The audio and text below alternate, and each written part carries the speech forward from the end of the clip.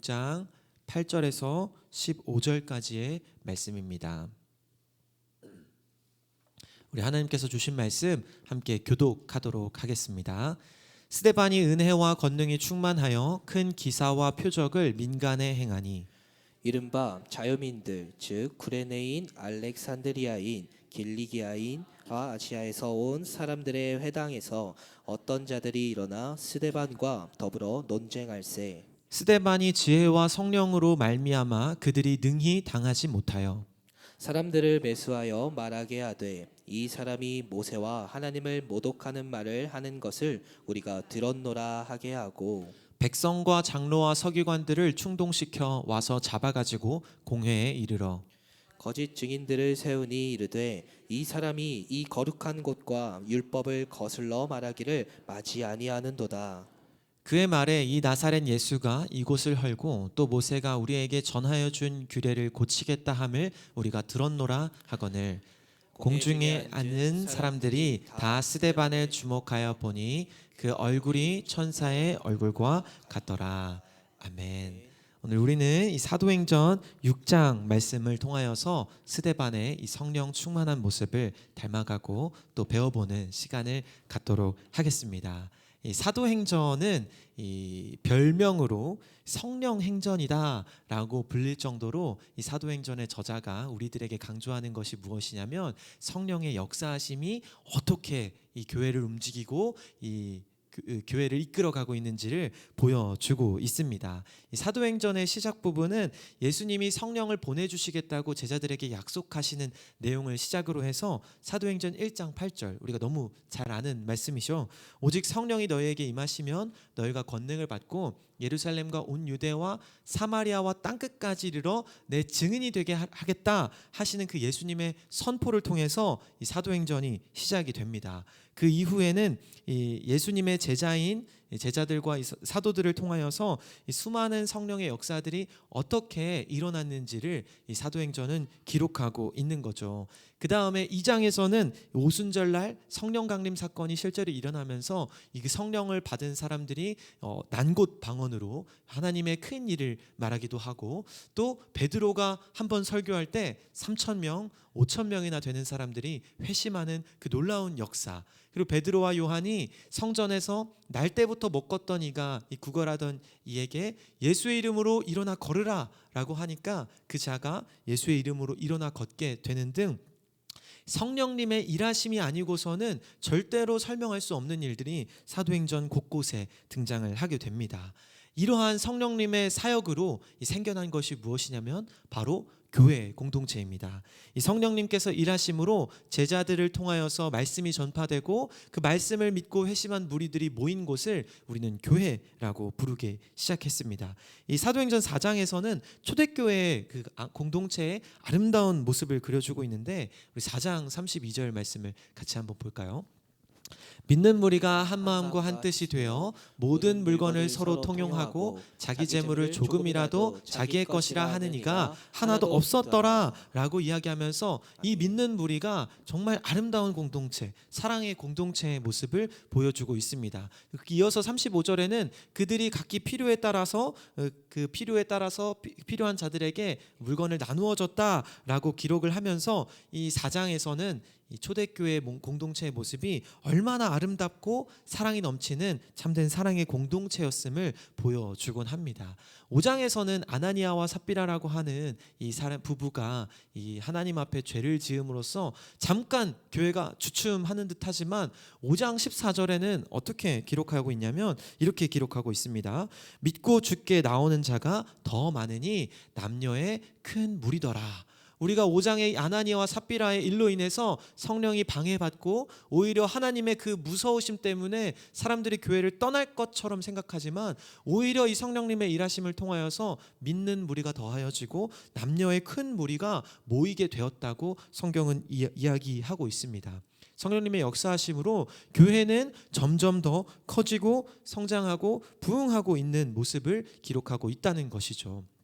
그 이후에는 제자들이 성령 충만함을 받아서 어떻게 변화되고 있는지 성령이 기록하고 있습니다. 원래 이 제자들이 성령을 받기 전에는 어떠한 모습이었냐면 예수님이 십자가에 달려 돌아가신 그때 예수님을 배반하고 한 명도 남기지 않고 예수님을 도망가는 이러한 모습들을 보였지만 이 5장 29절에 보면은 이렇게 기록되어 있습니다. 제가 읽어드릴게요. 베드로와 사도들이 대답하여 이르되 사람보다 하나님께 순종하는 것이 마땅하느니라 하면서 이 베드로와 요한들, 예수님을 저버리고 배신하고 떠나갔던 이 제자들이 어떠한 것을 이야기하냐면 그들을 대적질하고 채찍질하며 예수의 이름으로 다시는 너희들은 말하지 말라라고 엄포하는 그 대적자들 앞에 하나님께 순종하는 것이 마땅하다라고 이야기하며 이 5장 말미에는 뭐라고 얘기하냐면 이 제자들이 예수의 이름으로 능력받는 것을 오히려 기뻐했다라고 성경은 기록하고 있습니다. 그리고 그들은 이 대적자들의 그 엄포에 굴복하는 것이 아니라 오히려 성전에 있든지 집에 있든지 예수 그리스도를 가르치고 선포하기에 힘썼다고 성경은 기록하고 있죠. 이렇게 이 사도행전에 성령의 역사하심이 얼마나 강력하게 임하였는지 우리가 사도행전의 이 앞부분을만을 살짝만 봐도 우리가 깊이 알 수 있습니다. 제가 사도행전 1장부터 오늘 읽기 전에 말씀인 5장까지의 말씀을 간략하게 요약했는데 이 요약한 내용만 봐도 성령님의 일하심이 얼마나 크고 놀라웠는지 우리가 알 수 있죠. 그런데 오늘 이러한 성령님의 일하심이 계속해서 이루어지고 있는 중에 이 6장이 시작이 됩니다. 성령님께서는 아직도 강하게 역사하시고 있고 성령님의 역사하심으로 인하여서 교회가 점점 더 크고 성장하고 있을 때 초대교회에 한 가지 문제가 등장하게 되죠. 우리 6장 1절 말씀인데요. 같이 한번 읽어볼까요? 시작. 그때의 제자가 더 많아졌는데 헬라파 유대인들이 자기의 과부들이 매일의 구제에 빠짐으로 히브리파 사람을 원망하니 1절 처음에 보면 제자가 더 많아졌다라고 성경은 기록하고 있습니다. 1장부터 이어지는 2장부터 이어지는 이 성령님의 역사하심을 통하여서 제자들은 점점 많아지고 교회는 성장하며 교회는 부흥하고 있는 아주 좋은 모습을 보여주고 있죠. 그런데 이때에도 교회 안에서 문제가 생겨나게 되었습니다. 교회 안에서 원망 들을 만한 문제가 발견되게 된 것이죠. 교회는 부흥하고 사람이 많아지면 이 교회는 우리가 생각할 때 오히려 더 사랑 많은 공동체, 오히려 더 아름다운 천국 공동체가 되어야 할 것 같은데 우리가 생각하는 것과 다르게 점점 여러 가지 문제들이 보이게 된다는 것이죠. 이 문제는 비단 사도행전 6장만의 문제가 아닙니다. 우리 교회가 처해 있는 현실이며 앞으로 우리가 성도로서 교회에 살아가면서 직면하고 해결해야 할 문제라는 것이죠. 우리는 먼저 이 말씀을 맞이할 때 이 교회가 하나님께 구원받은 죄인들이 모인 공동체라는 사실을 기억하고 고백하며 나아가야 합니다. 죄인들이 모인 곳이 바로 이 교회라는 것이죠. 우리가 세상에서 죄인들이 모인 곳을 뭐라고 부릅니까? 천국이다. 죄인들이 모여서 아름답다 이렇게 표현하나요? 뭐라고 얘기하죠? 감옥이다라고 얘기하지 않습니까? 죄인들을 모아놓는 곳이 어디예요? 감옥이죠. 우리가 이 죄인들이 모여있는 이 감옥 같은 곳에서 기쁨과 감사, 즐거움이 넘쳐나겠습니까? 아니면 원망, 시기, 질투, 불평, 짜증들이 넘쳐나겠습니까?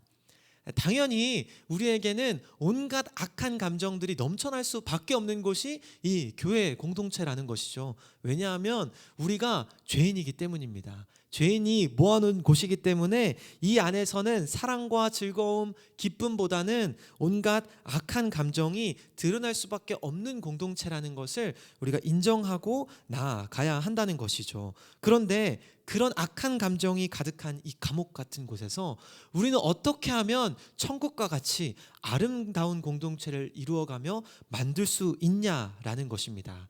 이 초대교회 공동체의 모습을 통해서 우리가 살펴보면 어떻게 할 수 있냐? 바로 성령의 충만함을 통해서 그것이 가능해진다는 것이죠. 우리 고린도후서 5장 17절은 이렇게 기록하고 있습니다. 그런즉 누구든지 그리스도 안에 있으면 새로운 피조물이라 이전 것은 지나갔으니 보라 새 것이 되었도다. 예수 그리스도를 만나기 전에 성령 충만하기 전에는 우리가 죄인된 삶을 살았습니다. 어쩔 수 없이 악하고 더럽고 추하고 불평, 불만, 원망이 가득한 모습을 드러낼 수밖에 없는 모습이 우리 가운데 내재하고 있다는 것이죠. 하지만 우리는 이제 예수 그리스도를 믿음으로 성령의 충만함을 받아 새로운 삶을 살게 되었습니다. 이제는 내가 사는 것이 아니요 내 안에 있는 예수 그리스도께서 사시는 것이다 라고 고백하면서 우리의 어떤 죄인된 모습이 아니라 예수 그리스도의 선한 행실과 사랑을 통해서 우리가 아름다운 공동체를 이룰 수가 있다는 것이죠. 초대교회가 한마음 한뜻으로 사랑을 나누는 공동체가 될 수 있었던 것은 바로 성령의 충만함으로 새 사람이 되었기 때문입니다. 그래서 저도 오늘 말씀을 통하여서 우리 성도님들에게 권면합니다. 우리가 날마다 성령의 충만함을 위해서 기도해야 합니다. 그리고 내가 정말 오늘 하루를 성령 충만한 모습으로 살아내고 있는지를 점검하셔야 합니다. 저는 오늘 여기에 모여서 오늘 말씀을 듣고 있는 모든 성도님들이 이 성령의 충만함으로 서로를 사랑하며 한 마음과 한 뜻으로 천국 같은 아름다운 공동체를 만들어 가시는 성도님들이 되시기를 주님의 이름으로 소망하며 축복합니다. 결국 이 초대교회에게 이런 문제가 있었는데 이 초대교회는 어떻게 이 문제를 해결했냐라는 것입니다. 어떠한 방법으로 이들은 이 문제를 해결했죠? 바로 성령과 지혜가 충만하여 칭찬받는 사람을 뽑는 것이었습니다. 그로 인해서 믿음과 성령이 충만한 7명의 집사가 뽑히게 되었죠.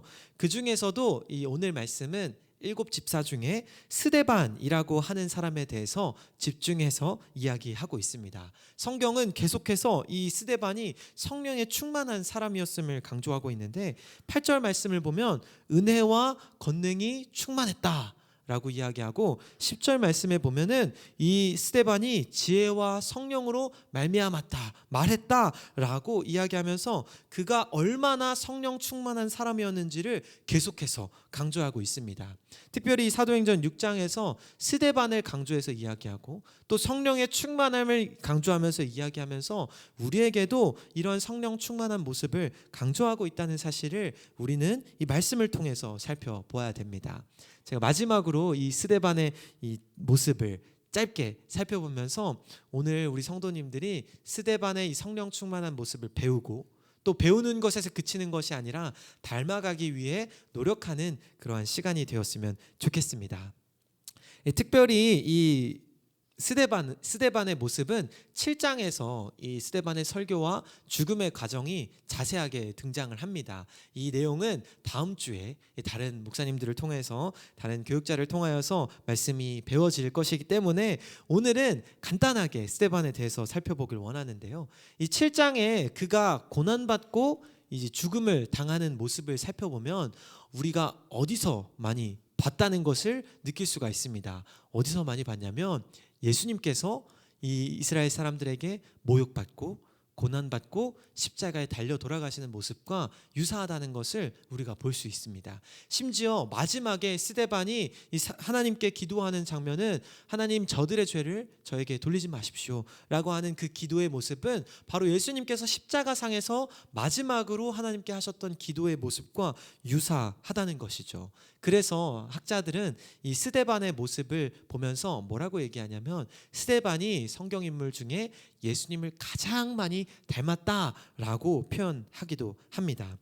이 스데반은 특별히 구제 사역을 위해서 7 집사 중에 한 사람으로 선출이 되었는데요. 이 스데반은 구제 사역에만 힘쓰는 것이 아니라 구제 사역과 함께 복음을 증거하는 일에도 아주 힘썼다고 성경은 기록하고 있습니다. 이 6장 8절과 10절 이후의 내용을 보면 스데반이 지혜와 성령으로 사람들에게 이해하게 했고 그의 지혜와 성령으로 말함을 감당하지 못해서 다른 사람들이 어떻게 했냐면 그를 모욕하고 성전과 하나님을 모욕했다는 이유로 공해 고발하는 일들이 기록되어 있죠. 결국에 스데반은 이러한 모욕으로 인해서 7장에서 비극적인 죽음을 맞이하게 되지만 그가 죽음 전에 했던 이 성전에 대한 설교와 죽음을 통하여서 나타냈던 그의 천사 같은 얼굴, 이 죽음을 앞에 두고도 성령 충만한 그 모습을 나타냈다고 할 수 있는데, 그런 모습과 죽음 이후에 등장하는 그의 파급력은 이 사도행전 전체를 계속해서 하나님 나라로 성령님의 역사하심으로 이끌어가는 아주 중요한 원동력이 되고는 합니다. 이 모든 것이 가능했던 이유가 무엇이었냐면 스데반이 대단했기 때문에가 아니라 스데반에게 성령님이 충만했기 때문입니다. 그래서 우리는 이 사건을 통해서 배워야 할 게, 우리의 어떤 잘남과 열심과 능력, 우리의 어떤 그 봉사의 헌신과 수고의 정도가 뛰어나기 때문에 우리의 교회가 더 성장하고 잘 나가는 것이 아니라, 우리가 얼만큼 주님 앞에 순종하고 성령의 충만함을 덧입고 있는지를 우리는 점검해야 한다는 것이죠. 성경은 우리 하나님을 믿는 사람들을 뭐라고 부르냐면 성령의 전이다라고 표현을 합니다. 이 스데반은 이 성경이 이야기하는 성령의 전, 그 교회로서 성령의 충만한 모습을 보여주었고, 그러한 모습은 복음이 세상 곳곳에 퍼져나가도록 하는 그 역할을 하게 되었습니다. 사도행전 6장 이 7절 말씀을 보면은 하나님의 말씀이 점점 왕성하여 예루살렘에 있는 제자의 수가 더 많아지고 허다한 제사장의 무리도 이 도에 복종한다라고 기록하고 있는데, 이 이후에 스데반 이야기 이후에 점점 더 예루살렘과 온 유대와 사마리아와 땅끝까지 이르러 복음이 증거되는 그 모습을 볼 수가 있습니다. 그것이 이 스데반이 가지고 있던 이 성전 신학 때문인데요. 이 스데반이 간단하게 말하면 뭐라고 얘기했냐면, 하나님은 너희가 만든 성전에 임하는 곳이 아니라 하나님은 어디에나 있다라고 이야기하거든요. 이 가르침이 이 사람들에게 어떠한 교훈을 줬냐면, 유대인들은 유대인 땅에만, 유대 이 예루살렘 민족에만 하나님이 있다, 하나님은 그들만의, 우리만의 하나님이다 라고 생각을 했는데, 이 스데반의 설교를 통하여서 또 그들에게 오는 고난과 그 역경들을 통하여서 이방 땅에도 하나님이 있다는 것을 깨닫게 되고, 그로 인해서 이 복음의 전파가 세계 곳곳에 시작되게 되었다는 거죠. 이렇게 우리는 스데반이 보여주었던 것처럼 성경이 말하는 성령이 거하는 전으로서 살아가야 합니다. 스데반이 성령 충만함의 모습을 갖고 살아갔던 것처럼 우리도 이 성령 충만함의 모습을 갖고 살아가야 한다는 것이죠. 그런데 우리가 주의해야 될 게 있습니다.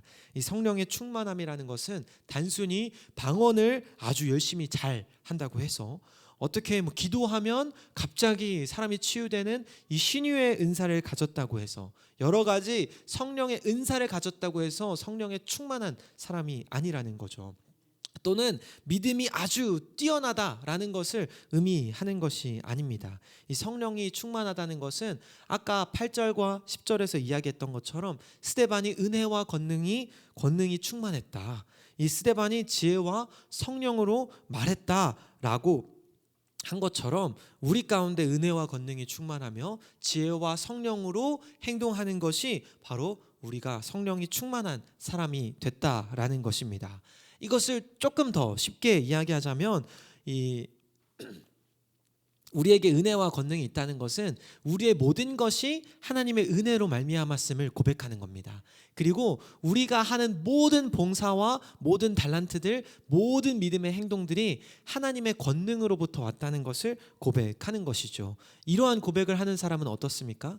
자기의 잘남과 어떤 부족함을 드러내고 욕하고 하는 것이 아니라 오히려 나에게 주어진 모든 것이 하나님의 은혜임을 고백하고, 내가 섬길 수 있는 것, 내가 행할 수 있는 모든 것이 하나님께로부터 왔기 때문에 이 사람은 마땅히 하나님께 감사하며 마땅히 하나님을 찬양하며 마땅히 하나님을 예배하는 그런 예배자의 모습으로 살아갈 수가 있게 되는 겁니다. 또 지혜와 성령으로 말한다는 것은 무엇입니까? 교회 안에서 우리가 문제들을 계속 제기하고 원망과 불평과 시기, 질투, 짜증을 드러내는 것이 아니라 오히려 그러한 문제가 있을 때 지혜롭게 그 모든 일들을 해결할 수 있는 사람이 되는 겁니다. 그리고 성령으로 말미암아서 우리 안에 내재된 있는 죄인들의 모습은, 그들의 모습을 볼 때 악하고 품어주기 싫고 짜증나는 그 모습들이 생겨나지만, 우리들이 성령으로 충만하였기 때문에 성령으로 그 사랑을 품고 예수님의 사랑으로 그들을 품어줄 수 있는 사람이 되는 것입니다. 그렇기 때문에 우리가 성령이 충만하다는 것은 이 교회 안에서 은혜와 권능 또 지혜와 성령이 충만한 삶을 살아내는 것임을 우리 성도님들께서 기억하시기를 바랍니다. 이렇게 성령의 충만한 모습을 갖게 되면 우리가 어떻게 변화되냐면요, 하나님과 나와의 관계에서 이 평안을 누리게 됩니다. 왜냐하면 나에게 주는 모든 시련과 고난, 역경, 아픔, 슬픔들도 하나님의 은혜 안에 이루어졌기 때문에, 내가 누렸던 모든 것들이 하나님의 권능으로 주어졌기 때문에 하나님과 나와의 사이가 굉장히 기쁨과 감사로 넘쳐나게 되어 있습니다. 또 두 번째로는 어떤 것과 평화를 누리냐면 세상과 사람들과 평화를 누리게 됩니다. 아까 제가 언급했던 것처럼 이 사람들의 모습이 밉고 싫고 질투나고 그런 모습이 아니라 오히려 지혜롭게 그들을 대하고 성령으로 그들을 사랑으로 품기 때문에 우리 안에는 하나님과 함께하는 평화, 이 세상과 함께하는 평화가 우리에게 주어진다는 것이죠. 반대로 이야기하면 어떻겠습니까? 성령이 충만하지 않는 사람들의 모습은 어떠한 모습이겠습니까?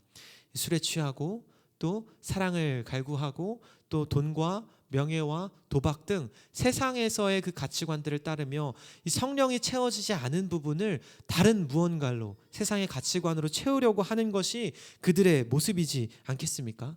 세상을 보면 정말 성령에 취하지 않으면, 성령에 충만하지 않으면 다른 것들에 취하려고 하고 다른 탐욕을 따라가는 모습을 우리는 너무나도 많이 볼 수 있습니다. 우리 성도님들은 오늘 말씀을 기억하면서 다시 한번 이 삶을 돌아봤으면 좋겠습니다. 우리 성도님들은 어떠한 삶의 모습으로 살아가고 있으신가요? 성령의 충만한 모습으로 살고 있으신가요? 저도 오늘 말씀을 준비하면서 제 삶을 돌아보니 사실 이 말씀을 전하는 저조차도 성령의 충만함으로 살지 못하고 있더라고요. 제 마음 가운데도 시기, 질투, 악독이 가득 차 있고 성령으로 충만하지 않아 다른 것들로 채우려고 하는 악한 그 모습들, 습성들이 아직도 가득 차 있습니다. 그래서 저는 오늘 저와 함께 우리 성도님들이 성령님의 충만함을 다시 한번 간구하고 구하는 시간이 되었으면 좋겠습니다. 오늘 우리가 예수님을 가장 닮았다고 하는 이 스데반의 성령 충만한 모습을 살펴보았는데요. 우리 성도님들이 이 모습을 기억하면서 성령을 추구하고 성령으로 충만한 성령의 전으로서의 그 모습을 살아내는 성도님들이 되시기를 주님의 이름으로 축복합니다. 아멘. 우리 함께 부르신 곳에서 찬양하도록 하겠습니다.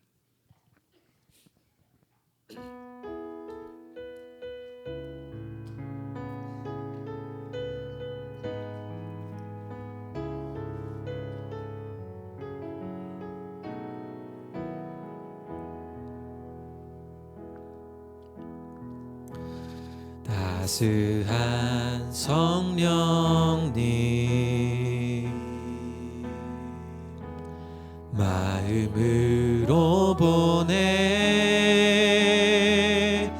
내 몸을 감싸며 주어지는 평안함, 만족함을 느끼네. 부르신 곳에서 나는 예배하네. 어떤 상황에도 나는 예배하네. 부르신 곳에서 나는 예배하네. 어떤 상황에도 나는 우리 처음부터 찬양합니다. 따스한 성령님, 따스한 성령님,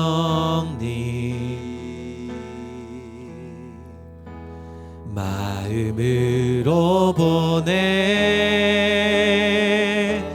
내 몸을 감싸며 주어지는 평안함, 만족함을 부르신 곳에서 나는 예배하네. 어떤 상황에도 나는 예배하네. 부르신 곳에서 나는 예배하네.